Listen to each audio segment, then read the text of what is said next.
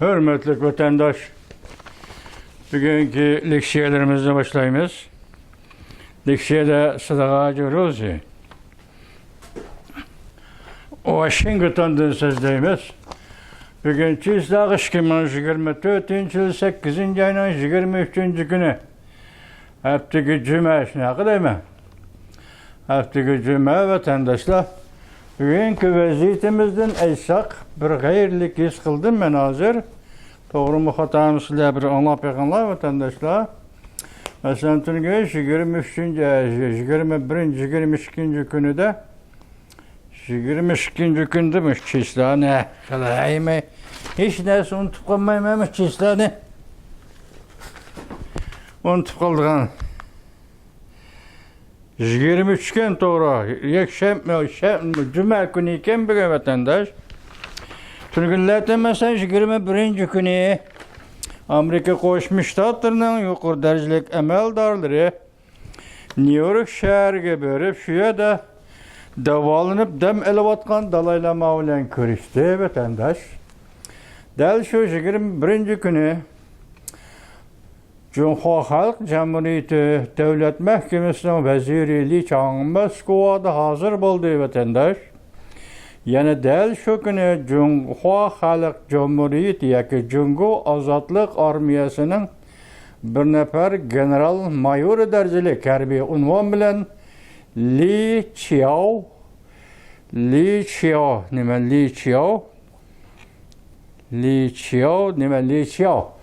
yani bir hita vardı ahırda unuttum hazır.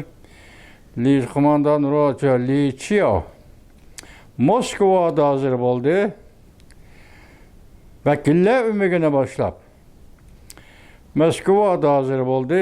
Moskova'da Devlet Müdafiye Ministeri Devlet Rusya Kuruluk Armiya Kumandanı Olg Salakov bu kişiyle görüştü. Hem Devlet Müdafiye Ministeri Alexander Fomin o kişi mi görüşmekçi oldu bu bir eş etken didoslarga Cungo'nun o vekilleri bu vekilleri aldırıp kayni de Moskova'nı ziyaret kılıp kaldı o dedik bugünmüş cevapını anlayan vatandaş.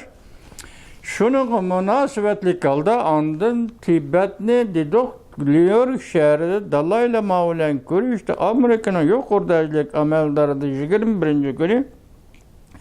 21. gün Moskova Cungo'nun yukarı veziri veya armiya generallarının Moskova'da peyda buluşu ende görüp duran, ende hazır ben başta ettim o üzerime düşünemedim, nemiş deyip kaldım da hazır ol küçüsü gazetinin bir haberde mındak bir haber geldi qarab durun ha. Amerika tarihideki yak bu emeski to'xtab turun ha. Mındak tuyuqsiz ol küçüsü gazeti Nın bergen haberi, tuyuqsiz yetip kelgen haber. Jack Sullivan, yani Amerika Qo'shma Shtatlari Prezidenti Joe Biden, Devlet Bexatarligi Maslahatchisi, Aqsaray Devlet Bexatarligi Maslahatchisi Jack Sullivan, tuyuqsizla Beijing'e ziyaretga yetip kelib, Minister Wang Yi'ga to'liqlama berdi. Hayran kaldınız mı vatandaş? Ben hayran kaldım. Yukarı 3 meseleni aldığınızı koydum. 21. günü dalaylama ile Amerika Qo'shma Shtatları Devlet Mahkemesi ve Aqsaray'ın 2 nefer emeldarı. Birincisi Aqsaray emeldarı Bexatarlik Komitetinin maun başlığı Kelly. Mesela Devlet Mahkemesi Amerika Qo'shma Shtatları Tibet işlerini maslaştırıcı Zeya Katarlık rehberler New York'ta dalaylama ile 21. günü görüştü. Cungo'nun generalı ve devlet reisi, devlet veziri Li Chang-Moskva vardı. Bu kettima üçüncü bulup bugün ana vatandaş Amerika Qo'shma Shtatları Aqsaray Prezident Joe Biden'ın bexatarlik Devlet bexatarligi bo'yicha maslahatchisi Jack Sullivan hozir Beijingda 3 burjak New York shahri Amerikaning yuqori darajadagi amaldorlari Dalay Lama bilan ko'rishdi. Moskva Jungoning generali ham Jungoning vaziri Li Chang Moskvaga yetib keldi. Hozir Oqsaroy davlat bexatarligi maslahatchisi Jack Sullivan Beijingga yetib keldi. Qanday tahlil qilamiz, nima deb tushuntiramiz, sizlarga vatandoshlar sizlar nima deb tushunasizlar, bizga ham nima deb tushuntirsizlar bu vaziyat yoki 3 burjaklik munosabat doirasida o'ttirg'i chiqayotgan vaziyat zodi nima? Buning ichida sizga bizga tanishliq vaziyatning xarakterini aytsangiz dalaylama Tibetning ishi. Nima boshini qo'yib turadi, siz biladigan masala dalaylama Tibetning ishi. Mana bu bugungi vaziyat vatandosh.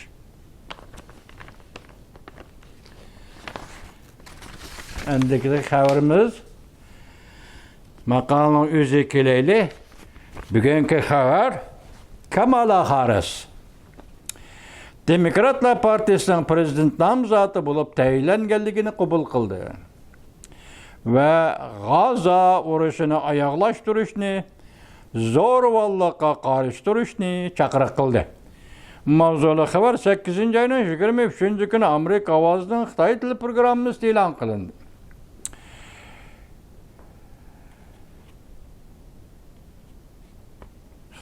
Xabar mundaq boshlandi.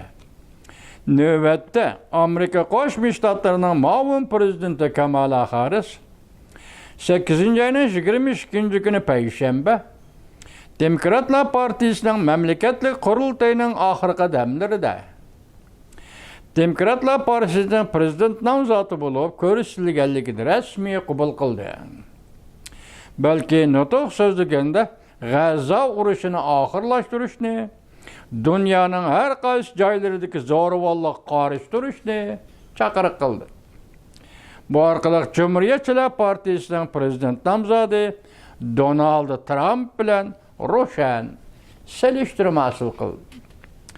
Chicago 4 kun davomlashgan Demokratlar partiyasining mamlakatlik qurultayi oxirlashgan kashda 59 yoshli Kamala Harris Amerika xalq uchun yangi bir yo'l belgilab chiqishga va'da berdi. Kamala Harris xonim 11-oyning 5-kuni o'tkaziladigan prezident saylimini qimmatlik va qisqagina fursat deb tasvirladi. Amerika o'tmishdagi og'rinishlardan, g'azablanishlardan, bo'linishlardan xalos bo'ladi deb ko'rsatdi. Demokratiya bilan zo'ravonlik o'rtasida uzun davomlashgan kurash, biz kurashda demokratiya bilan zo'ravonlik o'rtasida uzun yil davomlashgan kurashda biz maydonimizdan qayerda ekanligini bilib olishimiz lozim. Amerika Qo'shma Shtatlarining maydonining qayerdaligini bilib olishimiz lozim deb ko'rsatdi prezident nomzodi Kamala Harris. Demokratlar partiyasining prezident nomzodi Kamala Harris. Kamala Harris yana bunday ko'rsatdi, biz barliq vositalarni ishlatib Amerikaning manfaatini qo'g'daymiz. Yana bir xabar vatandosh. Tayvanning prezidenti Lai Chingda Amerikaning Birlashgan Davlatlar Tashkiloti turg'izilgan sobiq vakili Nikki Haley xonim bilan ko'rishdi. Mavzuli xabar 8-oyning 23-kuni Amerika ovozidan Xitoy tili programmasi e'lon qilindi. Xabar mundaq boshlandi.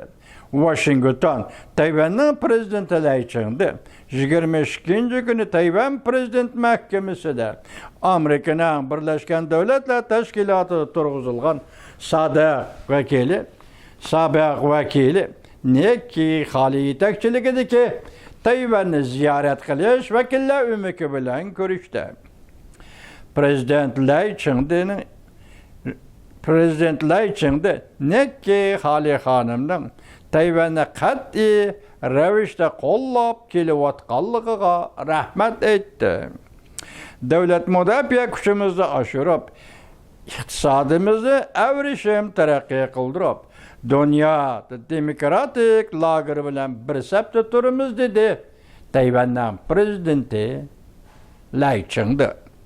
Bu ziyorat sobiq bosh elchining, ya'ni Birleşken Devletler Teşkilatı turuşluq Amerika Qo'shma Shtatlarining sobiq elchisi Nekki Hanım'ning Tayvanni tunji qatim ziyorat qilishi bo'lib hisoblanadi. Nekki Hali Hanım haftaning 3-chi kuni Tayvan Tashqi ishlar ministerligi va bilim xazinasi Jungo Tayvan almashtirish vaqfi bilan birlikda boshqargan Kedaklan munbiriga qatnashib, notoq so'zladi. Tayvanda ochilgan Kedaklan degan Xitoycha ong bilan tarjima qildim vatandosh. Kechiring. Kedaklan munbiriga qatnashib, notoq so'zladi. So'zlagan nutqida Nekki Hali Hanım mundaq ko'rsatdi. Tayvan bo'g'izi necha oy yildan beriki en xatarlik bir paytga yetib keldi. Buning ichida biz diqqat qiladigan muhim nuqta vatandosh, hozir mayli Amerikaning vakillari umik bo'lsin, mayli Yaponiyaning ham, mayli butun dunyoning o'tgan dedi 35 davlatning parlamentlar ittifoqi a'zolari Tayvanni ziyorat qildi dedi. Uning keyinda Yaponiya parlamentining vakillar umiki Tayvanni ziyorat qildi. Bugun endi Amerika Qo'shma Shtatlarining Birlashgan Davlatlar Tashkiloti turg'izilgan sobiq vakili Nekki Hali Hanım vakillar umigini boshlab Tayvanni ziyorat qildi. Bu bir masala, qo'yib turaylik. Tayvanda bu berishkilish davomlashyapti degan so'z vatandosh, qo'yib turaylik. Anadagi ikkinchisi hozir biz Amerika Qo'shma Shtatlarida 11-oyning 5-kuni o'tkaziladigan umumiy saylamga qatnashishdan avval hozir Chikagoda oxirlashgan Demokratlar partiyasining mamlakatda qurultaydan keyin o'zining siyosat programmasi to'g'risida oz to'xtaldi, lekin ko'p emas. Hozir Demokratlar partiyasining prezident nomzodi Kamala Harris ikki qizga biri zo'ravonlik qarshi. Buningda konkret ism yo'q, yoki u davlat yoki bu davlat degan gap yo'q. Ikkinchisi G'azzo urushini to'xtatish. G'azzo urushini to'xtatish endi bu konkret, bu bir masala. Zo'ravonlik qarshi, uning kaydidan hech gap yo'q. Ondan kishilik huquq degan gapni og'izga olmadi. Vatandosh mushu ishlardan qaraganda, umumiy jihatdan olganda Jungo Amerika munosabatini navbatda keskinlashtirishning zaruriyati yo'q deb qaradim. O qanday? Turli sabablarni siz atrofdagi sabablarning hammasini tahlil qilsangiz, albatta siyosat shunday yo'l tutadi deb o'ylaysiz vatandoshim.